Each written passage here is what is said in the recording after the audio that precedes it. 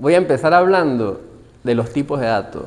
Y para eso, la contextualización está relacionada con lo que está sucediendo en la memoria del computador. Entonces, es importante saber que la unidad mínima que yo puedo almacenar es un bit. Un bit es, puedo guardar dos estados, o 0 o puedo guardar 1. Y normalmente cuando se habla de unidad de almacenamiento, se habla es de byte. Y el byte está compuesto por 8 bits. Porque normalmente vamos a trabajar sobre el byte. ¿Qué quiere decir eso? Que yo puedo guardar 8 elementos que pueden tener dos estados, o 0 o 1. Un ejemplo sería algo así.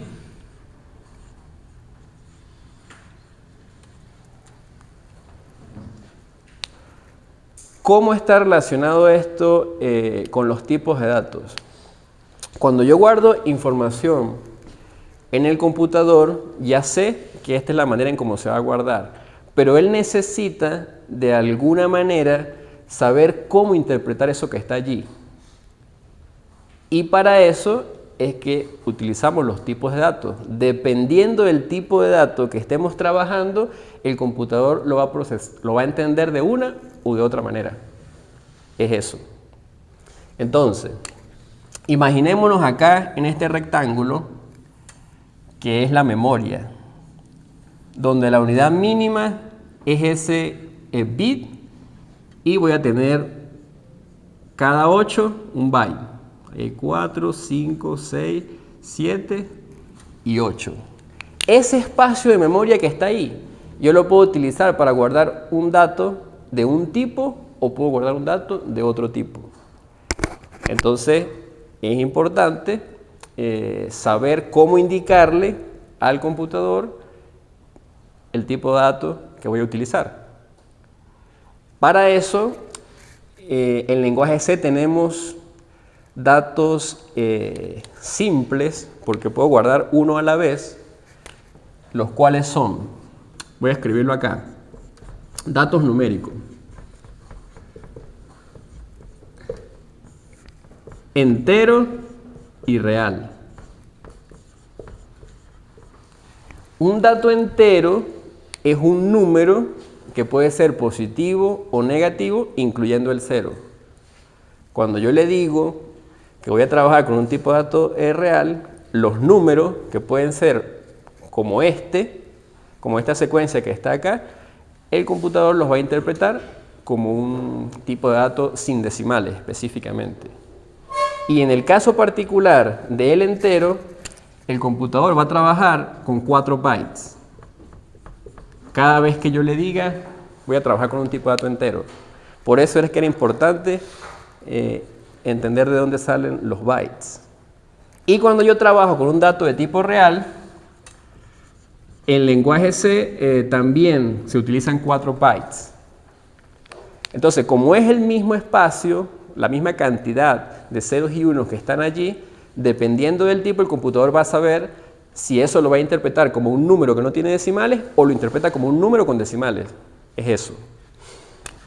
Entonces, sería algo así. Si esto es un byte, este grupo serían 4 bytes. Yo puedo tener aquí, si estoy hablando de datos numéricos, puedo tener un entero o puedo tener un real.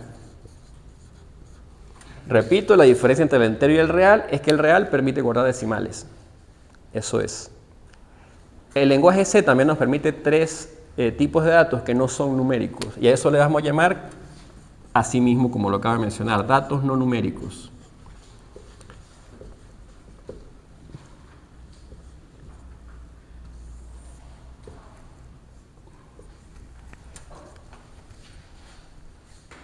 ¿Cuáles son los datos no numéricos? El carácter, el lógico y el apuntador.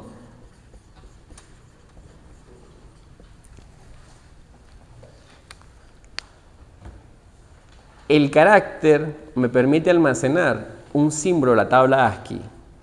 La tabla ASCII está compuesta por los símbolos que normalmente vemos en los teclados, ya sea en el teclado de un computador personal o en el teclado del teléfono.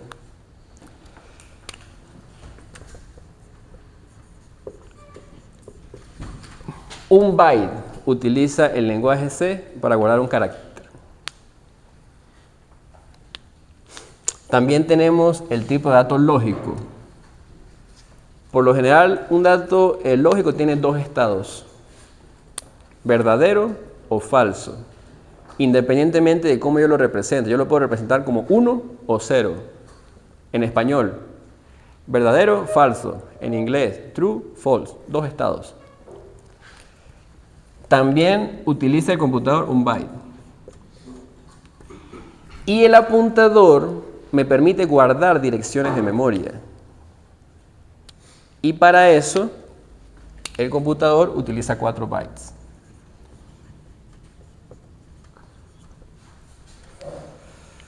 Entonces, esta dirección física de memoria puede ser utilizada tanto para un entero como para un real o para un apuntador porque tiene el mismo tamaño, ¿no? Los 4 bytes. Y si yo quisiera un carácter o un tipo de dato lógico, sería un subconjunto de este. Por ejemplo, este primer rectángulo aquí. Tengo otro color.